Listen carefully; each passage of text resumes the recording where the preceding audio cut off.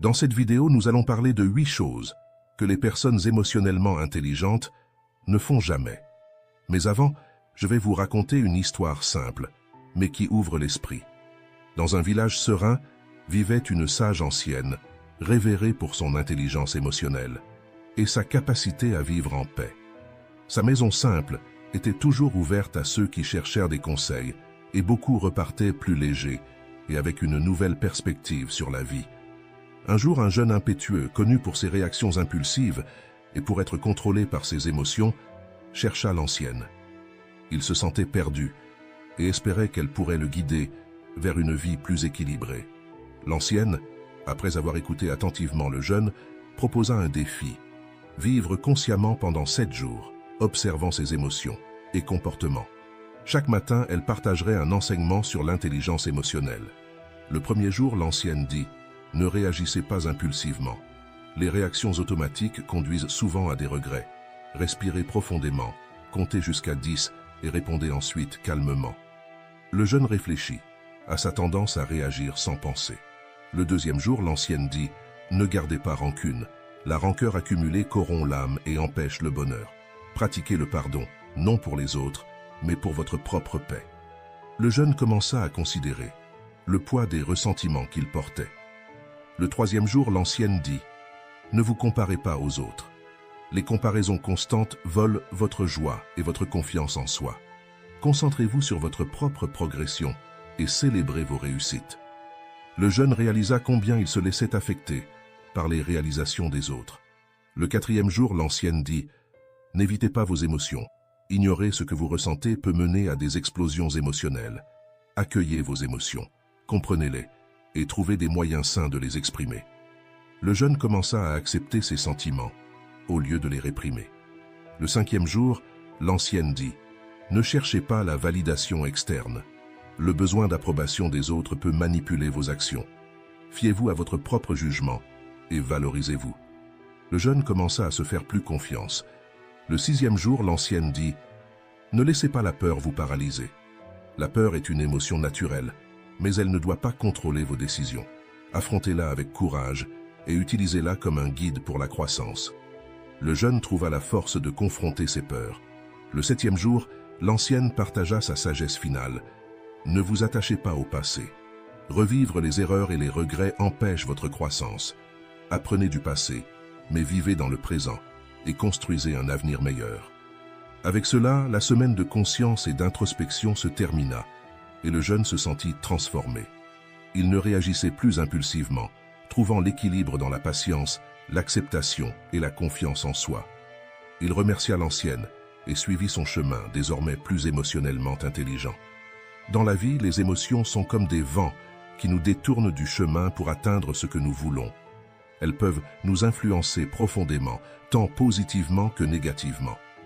Le secret réside dans l'apprentissage de la navigation de ces vents, en les utilisant à notre avantage. Comme le disait Lao Tzu, connaître les autres est une intelligence. Se connaître soi-même est la vraie sagesse. Contrôler les autres est une force. Se contrôler soi-même est le vrai pouvoir. La vraie force réside dans le contrôle interne, dans la capacité de gérer nos propres émotions et réactions.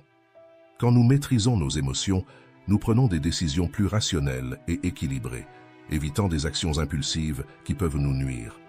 Vous devez comprendre vos émotions comme un outil et non comme un fardeau. Il s'agit de maintenir vos émotions sous contrôle au lieu de les laisser gouverner votre vie. Bien sûr, c'est plus facile à dire qu'à faire. Alors, commençons par la première chose que les personnes émotionnellement intelligentes ne font jamais. Votre base émotionnelle n'est pas externe. Les personnes émotionnellement intelligentes ne placent jamais leur bonheur entre les mains des autres. Elles comprennent que leurs émotions sont créées par elles-mêmes et non par les actions des autres. Une clé de l'intelligence émotionnelle est de comprendre que vos sentiments sont votre responsabilité. Ils ne sont pas la faute de quelqu'un d'autre, ils sont les vôtres. Votre base émotionnelle n'est pas externe, elle est en vous. Lorsque nous acceptons cela, nous nous libérons de la dépendance au comportement d'autrui pour nous sentir bien. Eleanor Roosevelt a dit quelque chose de simple mais libérateur. Personne ne peut vous faire sentir inférieur sans votre consentement. Si nous croyons que quelqu'un nous a fait nous sentir mal, découragés ou en colère, nous devenons vulnérables, car nous dépendons des actions des autres pour nous sentir bien. Parfois, l'action de quelqu'un peut nous affecter de manière non intentionnelle. Dans ces moments, nous devons reconnaître que c'est notre responsabilité de gérer notre réponse émotionnelle. Nous tombons presque toujours dans le piège de blâmer les autres pour nos états émotionnels. Une étude de l'université de Harvard montre que cette tendance est un mécanisme de défense pour éviter l'autocritique et l'introspection, ce qui nous rend pratiquement dépendants de projeter la responsabilité de nos sentiments sur des facteurs externes. En assumant la responsabilité émotionnelle, nous devenons plus résilients. Ce n'est pas toujours facile, mais c'est une compétence qui peut être développée. Pratiquez l'auto-observation. Lorsque quelque chose vous affecte émotionnellement, demandez-vous « Pourquoi me sens-je ainsi ? Que dit cette émotion de mes croyances et attentes ?» Cela aide à comprendre la racine de vos émotions, au lieu de simplement réagir. Les actions des gens peuvent influencer comment nous nous sentons, mais elles ne déterminent pas nos sentiments. Souvenez-vous que vous contrôlez comment vous répondez à ces actions. Cela implique d'apprendre à réguler vos émotions, de trouver des moyens sains de les exprimer et de chercher du soutien lorsque c'est nécessaire. Les émotions sont puissantes, mais elles ne doivent pas contrôler nos vies. Dans les 7 prochains jours, défiez-vous d'assumer la responsabilité totale de vos émotions. Voyez comment cela transforme votre perception et améliore vos relations. Cela ne signifie pas que vous ne serez jamais affecté par les actions des autres, mais plutôt que vous avez le pouvoir de choisir comment réagir. Souvenez-vous, vous êtes le seul responsable de votre paix intérieure. En adoptant cette posture, vous devenez plus résilient, indépendant et capable de faire face à n'importe quel défi avec équilibre et clarté. Et, si vous voulez en apprendre plus sur l'autocontrôle et que vous aimez le contenu, laissez votre like, abonnez-vous à la chaîne et activez les notifications. Elles ne se font pas facilement des amitiés. L'une des choses les plus importantes dans la vie, c'est avec qui vous choisissez de vous entourer. Cela est encore plus vrai pour ceux qui cultivent l'intelligence émotionnelle. Être émotionnellement intelligent, ce n'est pas seulement comprendre et gérer ses propres émotions, mais aussi choisir avec soin qui vous laissez entrer dans votre vie. Les amitiés véritables sont des trésors rares et précieux, qui ne doivent pas être confiés à n'importe qui. Les personnes émotionnellement intelligentes savent qu'elles ne doivent pas se faire des amis facilement. Elles comprennent que la qualité des relations est bien plus importante que la quantité. Chaque ami est une influence qui peut affecter votre bien-être, vos décisions et votre croissance personnelle. Pour cette raison, elles sont sélectives et prudentes, préférant la profondeur et l'authenticité à la superficialité. Imaginez votre vie comme un jardin. Les amitiés sont comme des plantes. Certaines fleurissent et apportent de la beauté, tandis que d'autres peuvent étouffer les fleurs autour. Une personne émotionnellement intelligente sait qu'elle doit cultiver soigneusement son jardin, choisissant avec sagesse quelle plante elle permet de croître. Elles reconnaissent qu'il vaut mieux avoir quelques fleurs épanouies pleinement, plutôt qu'un champ plein de mauvaises herbes. Pensez à combien de fois vous avez laissé quelqu'un entrer dans votre vie, juste pour découvrir que cette personne apportait plus de stress et de négativité que de joie et de soutien. Ces expériences enseignent l'importance de sélectionner avec soin les personnes que vous permettez de s'approcher. Les vrais amis sont ceux qui ajoutent de la valeur, qui sont présents dans les bons comme dans les mauvais moments, et qui vous aident à grandir. Une personne émotionnellement intelligente observe et analyse avant de s'ouvrir à quelqu'un. Elle prête attention aux actions, comportements et mots des autres. Ce processus peut être lent, mais il garantit des amitiés basées sur la confiance et le respect. L'intelligence émotionnelle implique aussi la capacité de se protéger. Cela ne signifie pas construire des murs, mais établir des limites saines. Ces limites maintiennent la paix intérieure et protègent contre les relations toxiques. Les personnes émotionnellement intelligentes savent quand dire non et comment se détacher des relations nuisibles sans culpabilité. Mais il est important de comprendre que être sélectif ne signifie pas être solitaire ou antisocial, mais plutôt prioriser la qualité, pas la quantité. Vous pouvez faire de même et valoriser la qualité de vos connexions. Observez comment les gens vous font sentir et évaluez s'ils méritent vraiment une place dans votre vie. Cultivez des amitiés qui vous inspirent, qui vous défient à être meilleur et qui sont alignés avec vos valeurs. Rappelez-vous que construire des amitiés authentiques prend du temps. Cela requiert de la patience, du discernement et une compréhension profonde de vous-même et des autres. Qui vous choisissez pour entrer dans votre vie reflète votre niveau d'intelligence émotionnelle et votre engagement envers vous-même. Alors, choisissez avec sagesse, cultivez avec soin et valorisez chaque connexion véritable que vous formez. Elles ne sont pas paralysées par la peur. Vous êtes-vous déjà trouvé paralysé par la peur face à une nouvelle opportunité, un changement d'emploi ou même une nouvelle relation? Ressentir de la peur face à quelque chose de nouveau et d'incertain, c'est complètement normal, une réaction humaine que nous expérimentons tous. Les personnes émotionnellement intelligentes gèrent ce sentiment d'une manière différente. Elles n'évitent pas la peur, elles la reconnaissent comme une émotion naturelle et l'utilisent à leur avantage. Le philosophe stoïcien Sénèque a dit « Nous sommes plus souvent effrayés que blessés, et nous souffrons plus dans l'imagination que dans la réalité. » Il avait absolument raison. La peur est conçue pour nous protéger, mais elle ne doit pas nous faire abandonner. Une étude de l'université de Stanford a révélé que la peur du nouveau est une réponse biologique destinée à nous préparer à affronter des défis. Cela signifie que ressentir de la peur n'est pas un signe de faiblesse, mais une réaction normale et saine qui nous maintient attentifs et prêts à agir. Les personnes émotionnellement intelligentes voient la peur comme une opportunité de croissance. Au lieu de fuir ou de geler, elles utilisent la peur pour réfléchir et planifier leurs actions avec plus de soin. Cela les rend plus résilientes et confiantes face aux défis. Daniel Goleman, auteur du livre Intelligence émotionnelle, suggère que ces personnes savent gérer la peur et l'utiliser à leur avantage. Elles voient la peur comme un signe que quelque chose d'important est sur le point de se produire et se préparent à affronter le défi de manière intelligente. Alors, comment pouvons-nous maîtriser cette peur et ne pas permettre qu'elle nous empêche de vivre de nouvelles expériences? Voici une astuce. Lorsque vous sentez la peur s'approcher, respirez profondément et reconnaissez l'émotion. Dites-vous que c'est normal de ressentir de la peur et que cela fait partie de la croissance. Ces moments de conscience de soi peuvent faire la différence entre reculer et avancer avec courage. Imaginez commencer un nouveau projet au travail. Vous ressentez la peur de l'échec et de la critique, mais vous respirez profondément et reconnaissez cette peur. Au lieu de vous paralyser, utilisez cette émotion pour mieux vous préparer et vous dédier davantage. La peur devient un carburant pour votre succès. Outre reconnaître la peur, pratiquez la résilience émotionnelle. Entraînez votre esprit à gérer des émotions intenses, sans les laisser vous dominer.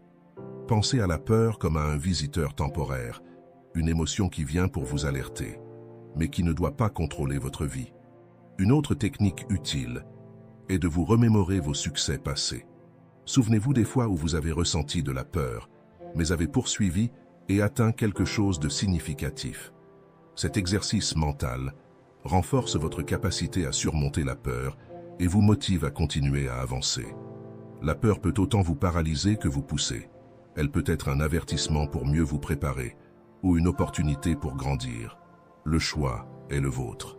Ne laissez pas la peur vous empêcher d'explorer de nouvelles possibilités et d'atteindre de nouveaux horizons. Apprendre à la gérer est signe de véritable sagesse et de courage. Avant de continuer, partagez cette vidéo avec quelqu'un que vous pensez avoir besoin d'apprendre cela. Et n'oubliez pas de vous abonner à la chaîne et d'aimer la vidéo. Elles ne croient jamais que leur état émotionnel détermine la réalité.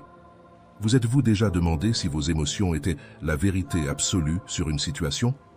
Comprendre que les émotions sont des réactions et non la réalité en elle-même est une compétence clé de l'intelligence émotionnelle. Ce discernement permet aux personnes émotionnellement intelligentes de naviguer dans la vie avec clarté et équilibre. Les émotions sont des réponses automatiques à des stimuli externes, façonnés par nos expériences, croyances et attentes. Elles ne sont pas une représentation précise de la réalité, mais un reflet de la manière dont nous percevons cette réalité. Les personnes émotionnellement intelligentes savent que leurs émotions sont personnelles et peuvent ne pas représenter la vérité absolue d'une situation. Ressentir de la colère, de la tristesse, de la joie ou de la peur est naturel, mais comprendre que ces émotions sont juste des réactions et non la réalité en elle-même est essentiel. Dans le feu de l'action, il est facile de confondre les émotions avec les faits. Si quelqu'un critique votre travail, vous pouvez ressentir de la colère ou de la frustration et supposer que la critique est une offense personnelle. Cependant, vos émotions sont juste des réactions à une interprétation subjective de la situation. Les personnes émotionnellement intelligentes réussissent à séparer leurs émotions des faits et à analyser la situation de manière plus rationnelle et équilibrée. Imaginez que vos émotions sont comme des lentilles à travers lesquelles vous voyez le monde. Ces lentilles peuvent déformer la réalité en amplifiant les peurs, les insécurités ou les attentes. Reconnaître cela permet d'ajuster votre perspective et de voir la situation de manière plus objective. Par exemple, si votre partenaire annule un rendez-vous à la dernière minute, votre réaction émotionnelle peut être de déception ou de colère, vous amenant à conclure qu'il ou elle ne se soucie plus de vous. Mais la réalité, c'est qu'il ou elle a pu avoir un imprévu sérieux au travail, et bien qu'à contre-cœur, annuler était la seule alternative. Séparer votre émotion de la situation permet une évaluation plus juste et équilibrée. Comprendre que vos émotions ne définissent pas la réalité est l'un des aspects les plus importants de l'intelligence émotionnelle. Cependant, le reconnaître dans le feu de l'action peut être un défi, nécessitant pratique et autoconnaissance, comme le disait Viktor Frankl. Entre le stimulus et la réponse, il y a un espace. Dans cet espace réside notre pouvoir de choisir notre réponse. Dans notre réponse réside notre croissance et notre liberté. Les personnes émotionnellement intelligentes maîtrisent l'art d'utiliser cet espace pour choisir des réponses qui favorisent la croissance et le bien-être. Elles savent que leurs émotions sont juste une partie de l'équation, permettant que la raison et la perspective équilibrée guident leurs actions. Elles évitent les réactions impulsives basées sur des émotions intenses. À la place, elles prennent du recul, respirent profondément et évaluent la situation avant de répondre. Cela évite les décisions précipitées qui peuvent avoir des conséquences négatives. En suivant ce chemin, vous pouvez également construire des relations plus saines, prendre des décisions plus sages et vivre une vie plus équilibrée et satisfaisante. Elles ne croient pas qu'une mauvaise journée conduit à une mauvaise vie. Les personnes émotionnellement intelligentes comprennent que nous ne pouvons pas être heureux tout le temps. Une mauvaise journée ne signifie pas que votre vie s'effondre, mais que simplement quelques facteurs se sont combinés pour créer un moment difficile et vous faire passer une mauvaise journée. Elles savent que les moments de tristesse, de frustration ou de colère sont des parties inévitables de la vie et ne se laissent pas perturber par ces sentiments, mais les reconnaissent et les acceptent comme éphémères. Imaginez la vie comme le climat. Certains jours sont ensoleillés, d'autres nuageux, et parfois nous faisons face à des tempêtes. Nous ne jugeons pas une saison entière sur une journée pluvieuse. Alors, nous ne devrions pas juger nos vies sur un mauvais moment. Les émotions négatives sont temporaires et ne définissent pas notre existence. Mais pourquoi est-il si difficile d'accepter cela? Notre société, souvent, nous pousse à rechercher le bonheur constant, créant l'illusion que tout sentiment négatif est un échec. Cela peut conduire à la répétition de pensées négatives et à l'autocritique, aggravant encore plus notre état émotionnel. Les personnes émotionnellement intelligentes rompent ce cycle, reconnaissant que la douleur et l'inconfort sont des parties naturelles de l'expérience humaine. Alors, comment pouvons-nous adopter cette mentalité? Au lieu de vous critiquer pour vous sentir mal, commencez à vous traiter avec la même gentillesse que vous offririez à un ami en difficulté. L'autocompassion réduit l'intensité des sentiments négatifs et promeut une récupération plus rapide. Voyez vos émotions négatives comme des signaux utiles, indiquant que quelque chose doit changer dans votre vie ou que vous avez besoin de temps pour vous récupérer. Utilisez ces moments pour la réflexion et la croissance personnelle, non pour vous punir. Rappelez-vous qu'une mauvaise journée ne définit pas votre vie. Regardez le tableau plus large et voyez comment vos bons moments surpassent les mauvais. Ne permettez pas qu'un seul événement négatif contamine votre vision de toute votre vie. Soyez spécifique sur ce qui a causé votre mal-être et évitez de faire des généralisations comme « ma vie est horrible ».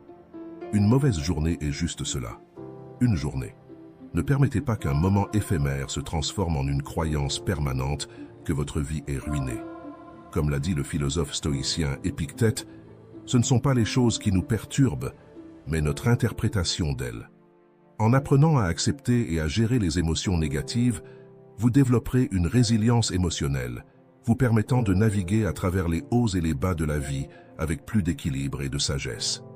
Promettez-vous que, face à des moments difficiles, vous verrez au-delà du temporaire et reconnaîtrez la force qui réside dans l'acceptation de toutes les parties de votre expérience humaine. Construisez une vie basée sur la compréhension et l'acceptation de vos émotions, et vous verrez que même les mauvais jours ont leur valeur et leur but. Elle n'associe pas la retenue à l'intelligence émotionnelle. Être émotionnellement intelligent ne signifie pas que vous ne perdez jamais votre calme. Nous le perdons tous. Être émotionnellement intelligent signifie que vous comprenez comment vous vous sentez, pourquoi vous vous sentez ainsi, et vous gérez cela de manière appropriée. La prochaine fois que vous sentirez que vous perdez votre calme, demandez-vous si vous comprenez vraiment ce que vous ressentez, ou si vous réagissez juste automatiquement.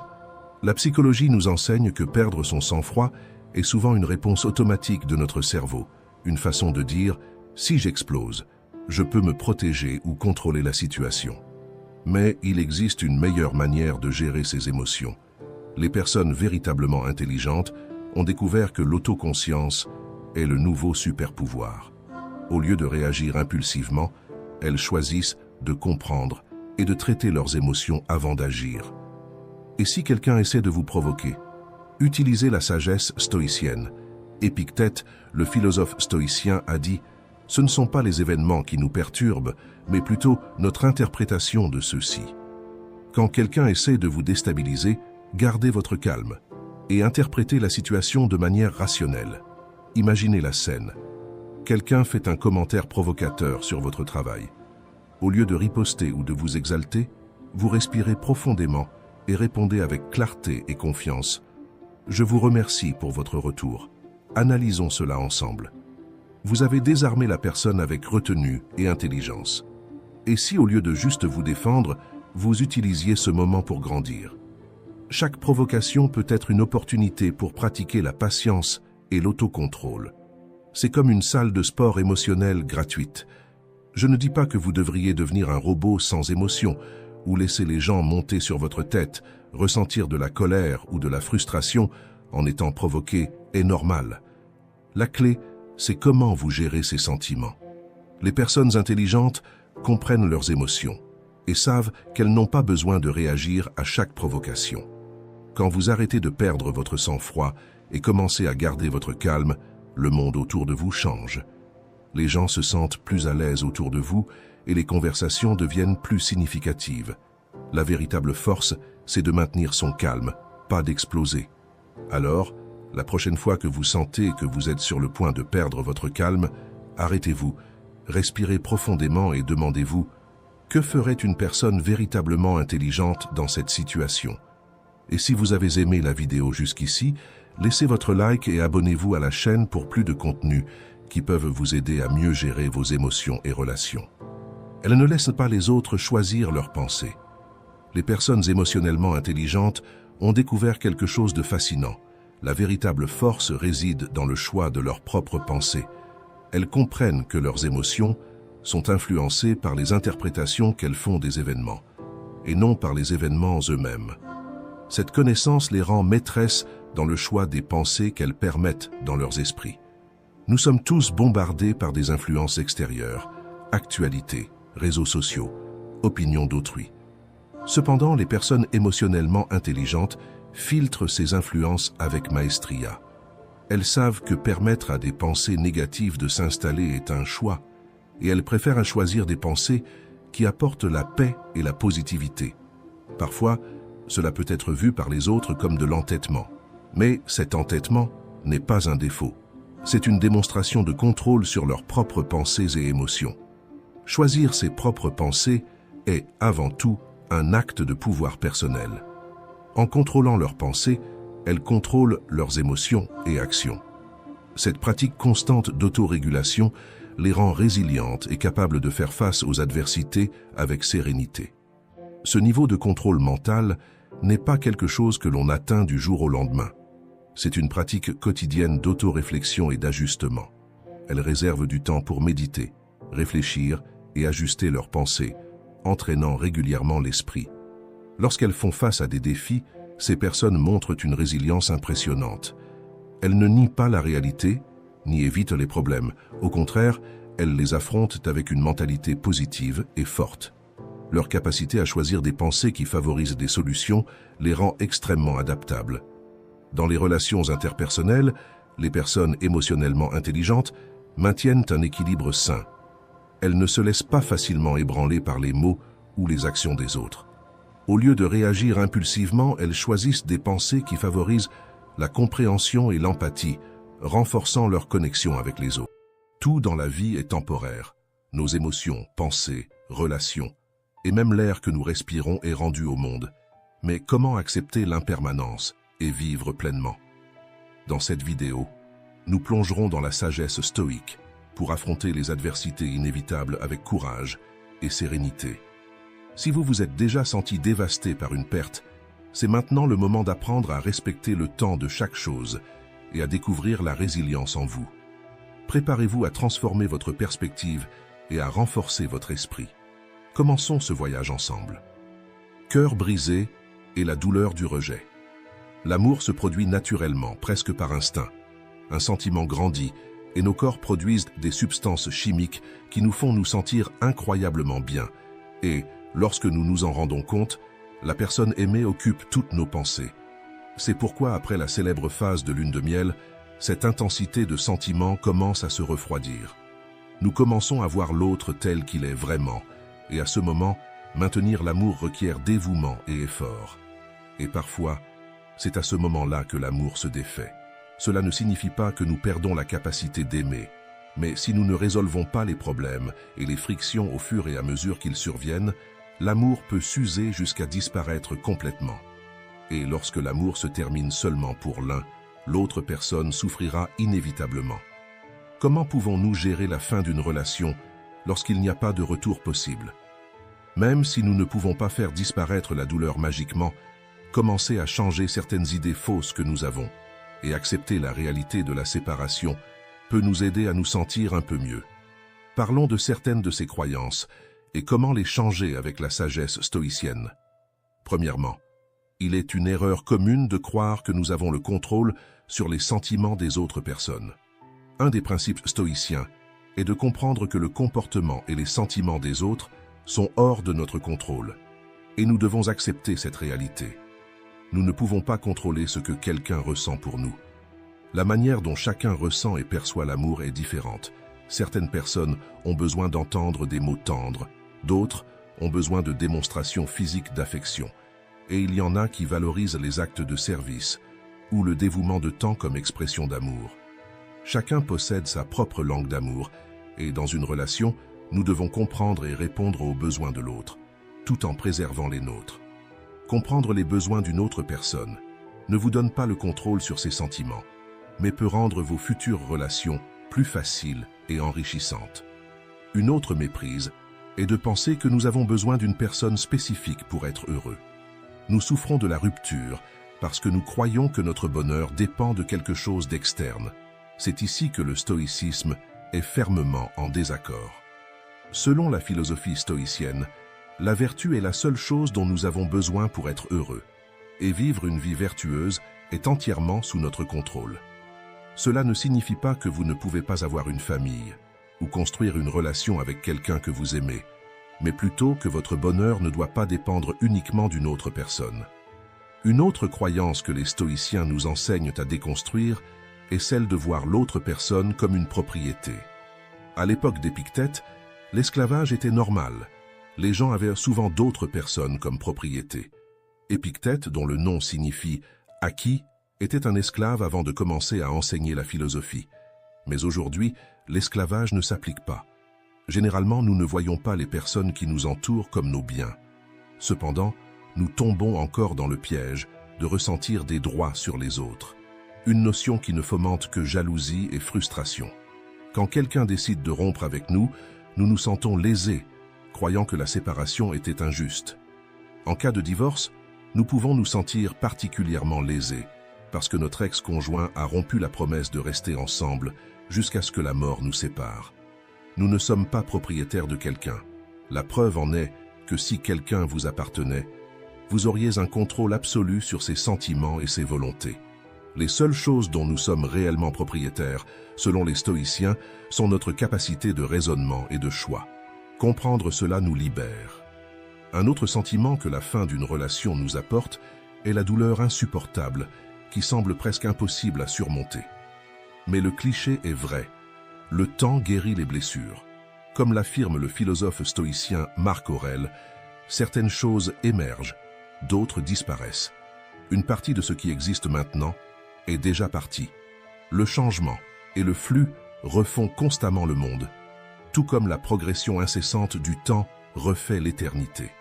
Nous pouvons changer nos croyances et nos perspectives sur la fin de la relation, mais la douleur est quelque chose que nous devons apprendre à gérer. Lutter contre la douleur ou l'ignorer n'aidera pas. Au lieu de cela, il vaut mieux reconnaître qu'elle existe. Certaines personnes appliquent des mécanismes d'adaptation très mauvais, en niant l'existence de la douleur ou en fuyant, surtout avec des addictions. Aujourd'hui, il existe de nombreuses échappatoires qui peuvent nous faire fuir temporairement des problèmes et de la douleur émotionnelle que nous ressentons, comme boire, fumer, utiliser des drogues, acheter compulsivement, manger en excès, jouer aux jeux vidéo ou se vider dans des jeux de casino. Mais ce ne sont que des solutions rapides qui n'aident pas à long terme. Comprenez que les solutions externes ne résolvent pas nos problèmes internes. Rien d'externe ne vous apportera de stabilité émotionnelle. Le mieux à faire est de reconnaître que nous sommes des êtres humains, d'accepter notre douleur, de laisser les larmes couler et d'embrasser le processus de supporter le détachement. Cela ne se fait pas du jour au lendemain. C'est difficile d'accepter, après tout, nous avons été socialisés à croire et à rechercher le heureux pour toujours de chaque relation. Les stoïciens nous enseignent à remodeler nos croyances, en nous entraînant non seulement à accepter, mais à valoriser la nature éphémère de tout autour de nous, y compris de ce que nous valorisons le plus, et que nous préférerions qui dure pour toujours. Ils nous enseignent à apprécier chaque moment, chaque personne, chaque expérience avec intensité et gratitude. De cette manière, à la fin, nous pouvons reconnaître que nous avons eu des expériences dans nos vies qui, pendant le temps qu'elles ont duré, nous ont enrichis. C'est une leçon d'amour, de perte et surtout d'une profonde appréciation pour la beauté transitoire de la vie. Comment avez-vous accepté ce que vous ne pouvez pas changer dans votre vie? Racontez votre histoire dans les commentaires. Et à un moment donné, je vous répondrai. Et n'oubliez pas de vérifier votre inscription et les notifications pour ne manquer aucune vidéo. Une perte matérielle de grande importance. Certaines personnes sont agressées, volées ou font faillite financièrement et ne parviennent jamais à prospérer à nouveau. Elles ne réussissent pas à se relever. Cela peut sembler une perte superficielle pour certains, mais pour beaucoup de personnes, cette situation représente bien plus.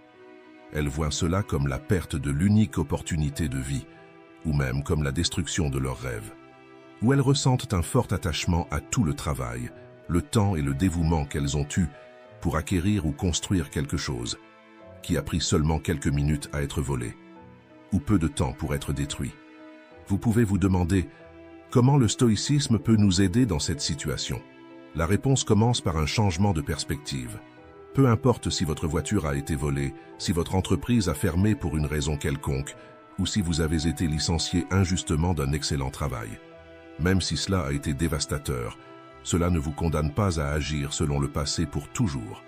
Selon le stoïcisme, la façon de surmonter cela commence par le concept de amour fati, accepter le destin. Nous ne pouvons pas changer le passé, alors il est inutile de miner notre énergie en ressassant et en pensant à ce que nous aurions pu faire. Sénèque nous rappelle que nous souffrons plus dans l'imagination que dans la réalité. Nous passons beaucoup de temps à analyser des situations avec toute notre charge émotionnelle, au lieu de voir les choses telles qu'elles sont vraiment. Un travail, aussi bon soit-il, est quelque chose de transitoire. Nous pouvons changer de profession ou cesser de nous identifier à ce que nous avons choisi de faire il y a plus de 10 ou 20 ans. Et pourtant, continuer à être qui nous sommes. Bien que nous ayons été attachés à un bien matériel, qu'il s'agisse d'une voiture ou d'une maison, il ne représente pas notre valeur ou notre confiance en soi. Il en va de même pour votre propre entreprise. Rester embrassé au poteau ne fera pas qu'il marche avec vous. Comme entrepreneur, vous pouvez former votre regard pour identifier quels sont les besoins non satisfaits aujourd'hui sur le marché et commencer à offrir un produit ou un service qui répond à cette demande. Avez-vous déjà fait face à une perte matérielle dévastatrice? Comment avez-vous surmonté cela et qu'avez-vous appris de l'expérience? Partagez vos histoires dans les commentaires pour que nous puissions tous apprendre ensemble. Accepter ce qui s'est passé, c'est comprendre que beaucoup de choses sont hors de notre contrôle. Même si nous faisons preuve de prudence et de circonspection, des événements inattendus peuvent survenir sans aucune raison spécifique. Lorsque nous faisons face à des pertes ou sommes lésés, nous avons envie de rendre justice de nos propres mains. Mais les stoïciens nous enseignent que le désir de vengeance ou de rétorsion naît de l'attachement aux choses extérieures et du manque de compréhension de la transitoire de la vie. Par exemple, si nous avons notre téléphone portable ou notre voiture volée, nous avons une personne en particulier à qui nous venger. Ou si nous avons été licenciés parce que quelqu'un a tiré notre tapis dans l'entreprise. Mais si nous pensons à la situation de pandémie que nous avons affrontée il y a peu de temps, des centaines d'entreprises ont été fermées, de nombreuses personnes ont perdu leurs emplois, ou encore, plus triste, ont perdu leurs proches. Et il n'existe pas de cible spécifique, une personne à blâmer ou à chercher vengeance. Pour surmonter cette situation, nous devons pratiquer la présence consciente et l'amour fati. Accepter que certaines choses arrivent et que malheureusement, parfois, c'est nous qui sommes affectés. Cela nous libère pour aller de l'avant. Lorsque nous restons accrochés au passé et à des sentiments de vengeance, nous concentrons notre énergie sur ce que nous ne pouvons pas contrôler, ce qui nous empêche de progresser. Nous arrêtons nos vies et commençons à vivre dans le passé, dans ce qui aurait pu se passer différemment, dans quelles attitudes nous aurions dû prendre. Robert Allen, un écrivain américain, a dit « Aucune pensée n'habite gratuitement dans la tête de quelqu'un. Toutes sont des investissements ou des coûts, où elles mènent la personne vers le bonheur et le succès, où elles l'en éloignent, où elles la renforcent, où elles l'affaiblissent. Pour reconquérir votre équilibre et vous relever, il est fondamental d'accepter ce qui s'est passé et d'aller de l'avant. Les stoïciens appellent cette sagesse l'art de l'acquiescement, qui signifie accepter au lieu de lutter. Tout ce que nous avons vraiment, c'est le présent et notre capacité à y faire face. Accepter cela est la première étape pour transformer l'adversité en force intérieure. Lorsque vous réussirez à intérioriser cette sagesse stoïcienne, vous découvrirez que tout est temporaire et trouverez la force en vous pour aller de l'avant. Abonnez-vous à la chaîne et activez les notifications. Chaque vidéo peut être un outil pour vous faire évoluer mentalement et émotionnellement. Une maladie qui surgit soudainement. Découvrir une maladie inattendue peut être l'un des plus grands chocs de la vie. Peu de choses peuvent nous impacter autant. Les questions qui surgissent immédiatement dans notre tête sont « Mon heure est-elle arrivée? Pourquoi moi? Comment vais-je m'en sortir ?» Ces doutes peuvent nous paralyser, rendant difficile la clarté de pensée et souvent aggravant notre situation. Les stoïciens nous enseignent que la véritable guérison commence à l'intérieur de nous. Quand la vie nous met au défi avec une maladie grave, nous devons regarder à l'intérieur et trouver la force nécessaire pour affronter cette réalité. À partir du moment où nous acceptons la situation et recherchons la sérénité intérieure, nous commençons à trouver des moyens de surmonter les difficultés. Vous avez probablement déjà entendu l'histoire qui s'est passée aux États-Unis. La femme apprend qu'elle a un cancer et qu'il ne lui reste plus que 6 mois à vivre. En quelques jours, elle démissionne de son travail, reprend son rêve de composer des chansons Tex-Mex qu'elle avait abandonnées pour prendre soin de sa famille, commence à étudier le grec classique et à travailler comme bénévole. Les amis de la femme pensent qu'elle est devenue folle, mais elle-même ne s'est jamais sentie aussi heureuse. Peu de temps après, elle découvre que le cancer est en régression. La phrase du philosophe Épictète explique bien l'histoire de la femme. Ce ne sont pas les choses qui nous perturbent, mais l'opinion que nous avons sur les choses. Cela signifie que c'est notre esprit qui interprète les événements et leur donne des significations. Quand nous changeons notre mentalité sur la situation, nous réussissons à faire face aux difficultés avec plus d'équilibre et de sagesse. transformant complètement notre expérience.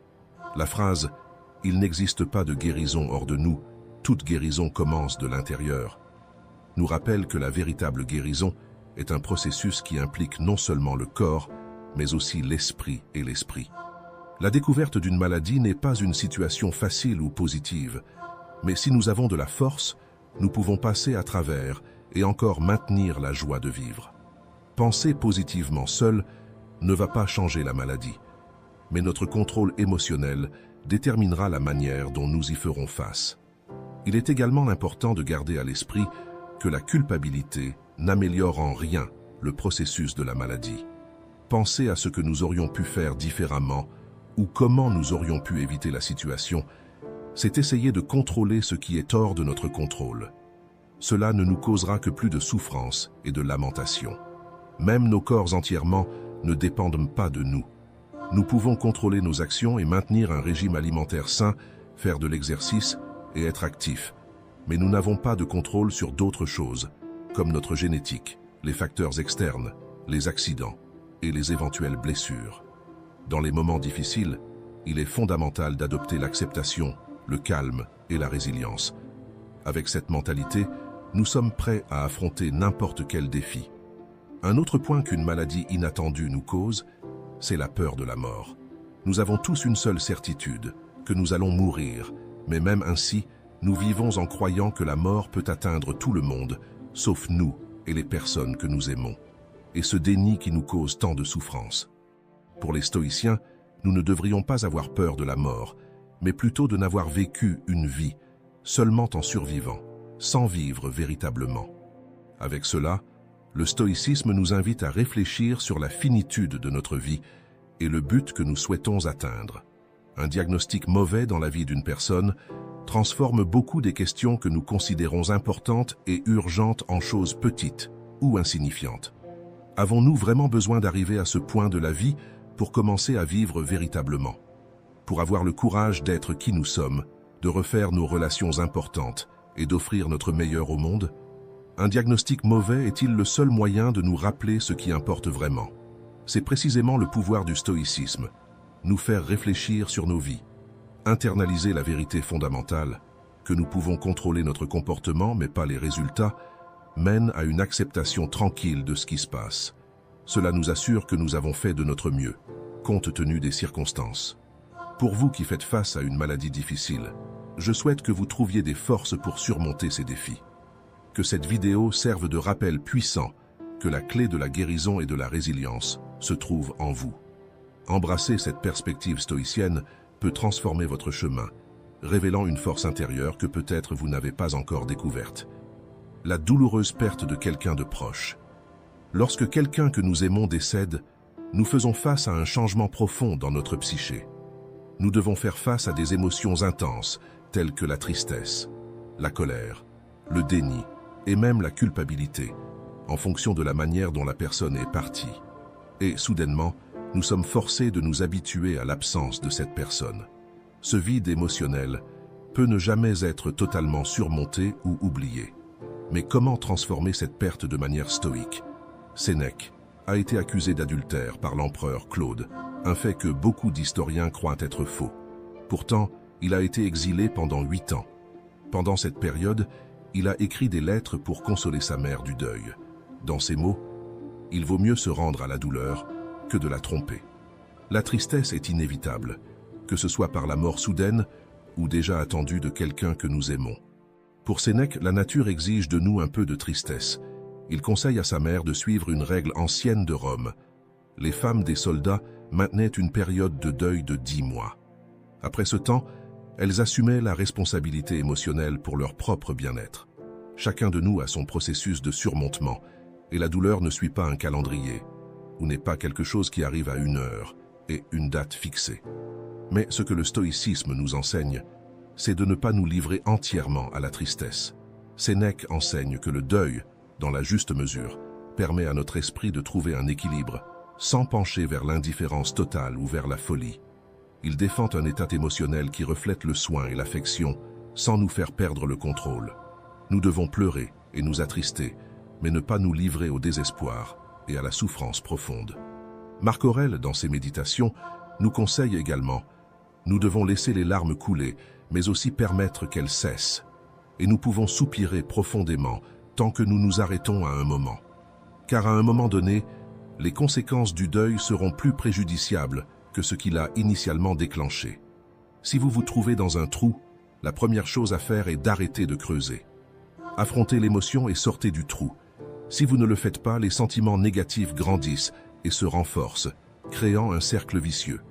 Vous vous sentirez mal d'être angoissé, et encore pire de ne pas pouvoir sortir de cet état. Ainsi, vous continuez à creuser et ne pourrez jamais sortir de ce trou. Il faut s'arrêter, respirer et chercher un nouveau chemin pour sortir du cycle autodestructeur et trouver une issue. Pour Sénèque, la meilleure arme contre le deuil est la raison, l'autoresponsabilité et l'engagement propre à notre bien-être émotionnel. Si nous ne décidons pas cela par la raison, le destin ne le fera pas pour nous. Pour les stoïciens, accepter la mort et le deuil ne signifie pas ignorer ou oublier la personne qui est partie, mais reconnaître qu'elle n'est plus présente physiquement et apprendre à vivre avec cette réalité. Une autre manière de voir les choses, c'est de se rappeler que rien de ce que nous avons n'est vraiment à nous. C'est comme si tout était emprunté. Pour les stoïciens, ce n'est pas que nous perdons quelqu'un, mais plutôt que nous le rendons. Épictète nous dit que l'antidote pour faire face à la douleur de perdre quelqu'un n'est pas de nous protéger artificiellement ou de nous fermer pour éviter la douleur à l'avenir, mais plutôt, nous devons apprendre à accepter et à embrasser la temporalité de toute chose. Ce que nous aimons n'est pas vraiment à nous. Cela est avec nous pendant un temps, mais peut être retiré à tout moment. Ce n'est pas à nous pour toujours. Si nous pensons de cette manière, quand nous perdons quelque chose ou quelqu'un que nous aimons, nous ne serons pas totalement dévastés. À la place, nous ressentirons, comme Abraham Lincoln l'a décrit, un sentiment triste et doux dans le cœur. Accepter l'amour que nous avons eu, sans laisser que la tristesse et la perte nous rendent amers, est un grand défi pour le cœur endeuillé, mais aussi sa plus grande réalisation. La philosophie stoïcienne nous aide à accepter notre nouvelle réalité et à gérer nos pertes de manière pratique et profonde. La méditation philosophique, par exemple, est un outil puissant, promouvant l'acceptation et la résilience face à la mort et aux pertes significatives de nos vies. Le stoïcisme nous enseigne à trouver un sens et un but dans la douleur, en honorant la mémoire de ceux qui sont partis de manière significative. Ce processus va au-delà de l'acceptation. C'est une transformation profonde de notre perspective sur la vie et la mort. En adoptant ces enseignements, nous pouvons recréer le sens de nous. Avez-vous déjà réfléchi à l'impact des vices sur votre vie? Paresse, orgueil, gourmandise, luxure, avidité, arrogance. Nous avons tous ces impulsions et, à un moment donné, nous y cédons. Les vices réveillent notre côté le plus irrationnel, nous séduisent et obscurcissent notre jugement. Ils nous font croire qu'ils sont inoffensifs, voire bénéfiques. Le stoïcisme critique sévèrement les vices. Pour les stoïciens, les vices annulent notre raison et notre liberté, nous transformant en esclaves de nos désirs. La philosophie stoïcienne est une école de pensée pratique qui nous enseigne à cultiver la vertu, nous éloignant ainsi des vices et nous conduisant vers une vie pleine et heureuse. Comme vous l'avez probablement déjà remarqué, le vice nous rend malheureux. Il semble apporter satisfaction, mais cette satisfaction est éphémère, ne laissant que souffrance et angoisse. Marc Aurèle disait « Le vice est sa propre punition et se trouve dans sa propre destruction ». Et Sénèque ajoutait « Le vice est l'ennemi le plus puissant que l'on puisse affronter, mais la vertu est la meilleure défense contre lui. » Dans cette vidéo, je vais vous aider à contrôler les vices et à devenir plus vertueux et heureux. Tout d'abord, nous allons comprendre le vice dans le stoïcisme, puis apprendre 10 conseils pour le combattre avec vertu. Avant de commencer, engagez-vous à adopter une attitude plus ferme face aux vices et aux petites compulsions. Aimez cette vidéo, abonnez-vous à la chaîne et activez les notifications, car en absorbant les connaissances stoïciennes, votre force morale pour les mettre en pratique se développera également. Pour le stoïcisme, le vice est un comportement moralement incorrect et préjudiciable pour celui qui le commet. C'est une affliction de l'âme qui se penche vers l'appétit rationnel, déforme le jugement, provoque la souffrance et mine toute paix intérieure et sérénité.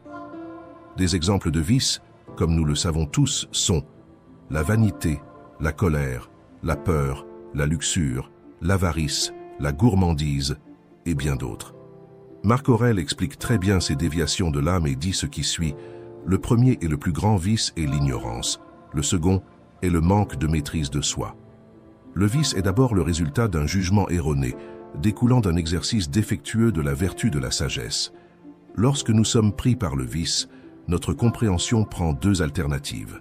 Soit elle identifie comme un bien ce qui est en réalité un mal, soit elle reconnaît comme un mal et tente de se convaincre que c'est un bien. Dans les deux cas, le résultat est le même. La compréhension est obscurcie et exprime l'erreur. Avec une compréhension et une raison confuses, le plaisir et le désir prennent le dessus. On privilégie le plaisir momentané au détriment du bonheur véritable et l'on devient prisonnier des impulsions. Par nature, les impulsions sont irrationnelles et égoïstes, ce qui nous rend plus animaux qu'humains. Celui qui se laisse aller au vice renonce à la raison, qui nous fait être humains, et devient esclave de ses passions, ce qui est une caractéristique des animaux. Ainsi, celui qui s'abandonne au vice montre un manque évident d'amour pour lui-même et pour l'humanité, car il choisit de trahir ce qu'il y a de plus parfait et de plus noble en lui. En plus de nous rendre plus animaux, le vice nous rend dépendants et manipulables comme des esclaves de nos passions. Il annule notre liberté et nous rend incapables de choisir entre une action ou une autre. Prisonniers du vice, les autres peuvent faire ce qu'ils veulent de nous. Ils peuvent nous manipuler facilement en utilisant cette faiblesse. La raison s'égare et laisse place au plaisir, perdant toute capacité de dominer les passions et de les ordonner vers la vertu. Le désir et la vertu, selon un stoïcien, sont incompatibles. C'est pourquoi les vices, qui privilégient les désirs et éloignent de la vertu, nous éloignent à la fois de la sérénité et du bonheur de vie vers lesquels tout être humain devrait tendre. Cependant, il ne faut pas penser que tomber dans le vice signifie tomber dans une erreur irréparable dont nous ne pouvons pas nous sortir. Au contraire, comme le dit Sénèque, le meilleur remède contre le vice est la vertu. C'est pourquoi, comme le défend le stoïcisme, il est nécessaire de lutter chaque jour pour le pratiquer. Nous devons lutter pour être plus rationnels, plus sereins, renoncer peu à peu au vice et atteindre la maîtrise de nous-mêmes. C'est une tâche difficile, mais elle correspond à une fin aussi grandiose que le bonheur véritable. Si le bonheur complet était facile à obtenir, il ne serait pas si merveilleux ni si précieux. Si vous pensez comme les stoïciens, il est très probable que vous soyez d'accord avec toutes ces idées. Cependant, vous vous demanderez sûrement, bien que je sois d'accord avec cela, que puis-je concrètement faire pour vaincre les vices dans ma vie quotidienne? Par où devrais-je commencer? C'est ce que je dédie à la deuxième partie de cette vidéo, où je vais vous donner quelques conseils pour combattre la tyrannie des vices et cultiver la vertu. Connais-toi toi-même. Pour lutter contre quelque chose, il faut d'abord savoir contre quoi lutter. Prenez le temps de réfléchir attentivement à vos faiblesses et vos vices. Au fond, nous sommes tous conscients desquels il s'agit. Notre cœur altéré par eux nous indique la cause de notre turbulence et de notre malheur. Avarice, luxure, gourmandise et égoïsme. Il est essentiel de reconnaître ces sentiments et d'avoir clairement défini ce que nous voulons combattre. Notre bien comme notre mal n'existe que dans notre volonté. Épictète. Imaginez que c'est un chemin long et difficile. Rien de grand ne se crée soudainement. Épictète. Se défaire des vices est une tâche très compliquée car ils sont profondément enracinés dans notre cœur. Gardez à l'esprit que, pendant le parcours, il est très probable que vous rechutiez en eux. Et il n'y a aucun problème, c'est tout à fait naturel. L'important est de ne pas abandonner et de toujours revenir pour lutter contre eux. Si vous continuez à essayer, il viendra sûrement un jour où vous les aurez complètement surmontés. Déterminez votre motivation. Pensez aux précieuses raisons qui vous ont poussé à vouloir abandonner le vice. Le principal est d'être plus heureux, mais chaque personne aura d'autres raisons particulières, comme avoir une liberté financière, prendre soin de sa santé, améliorer ses relations et ainsi de suite. Gardez cela toujours à l'esprit, surtout dans les moments les plus difficiles, et n'oubliez pas qu'elles sont infiniment plus précieuses et méritent bien plus de valeur que les vices auxquels vous avez succombé. Établissez des objectifs réalistes. Définissez un objectif qui soit stimulant mais atteignable, pas trop facile, mais pas impossible non plus. Il est important que vous compreniez que vaincre le vice exigera des efforts. mais il est essentiel que vous croyiez en votre capacité à y parvenir. Éloignez-vous de ceux qui vous incitent au vice. Celui qui vous pousse vers le vice ne cherche pas votre bien. Quand on aime vraiment quelqu'un, on souhaite tout le meilleur pour cette personne. Le vice est un mal qui mène au malheur, donc celui qui l'encourage en vous ne se soucie pas de votre quête de la plus grande vertu et du bonheur véritable. Cela peut être très difficile, mais vous devez réaliser que vous devez vous éloigner de ceux qui vous entraînent vers le vice. Sinon, vous vous nuirez tous les deux, vous-même et l'autre personne. Quittez les relations que, au fond de vous, vous savez ne pas être bénéfiques pour l'un ou l'autre. Commencez progressivement. Si vous êtes fortement impliqué dans ce vice, commencez petit à petit. Il n'est pas nécessaire de l'abandonner d'un coup. Vous pouvez fixer des objectifs progressifs chaque jour, chaque semaine ou chaque mois. Soyez comme les fourmis. Grain par grain, on fait une montagne. Comme le dit Marc Aurèle, la vertu n'est pas quelque chose qu'on acquiert du jour au lendemain. C'est le résultat d'un travail constant de maîtrise des vices. Évitez les situations à risque. Si vous connaissez vos vices et vos faiblesses et que vous êtes déterminé à les surmonter, évitez à tout prix les situations qui pourraient vous faire retomber dans ces vices. Cela peut impliquer que vous devez modifier certains de vos habitudes de vie et changer votre environnement pour éviter les tentations. Soyez donc courageux et gardez toujours à l'esprit que tout sacrifice en vaut la peine. Intériorisez la différence entre le plaisir momentané et la satisfaction complète.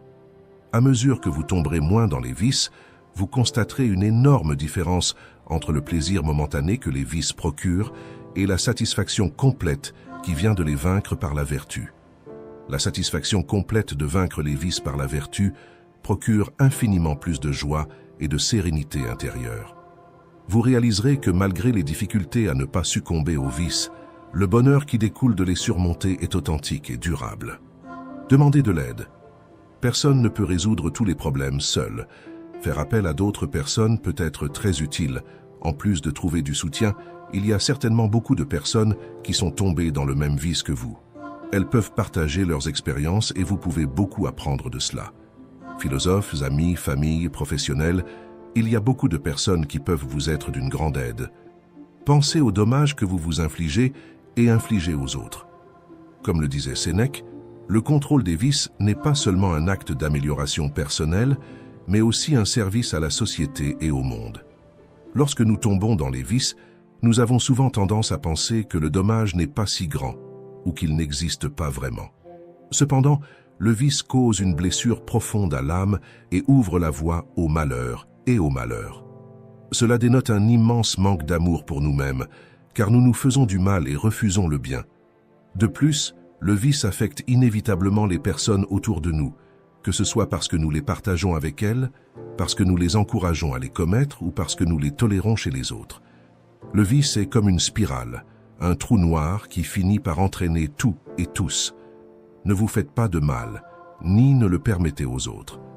Cherchez toujours le bien et la vertu. Pour conclure, je voudrais partager avec vous quelques citations de philosophes stoïciens sur le vice.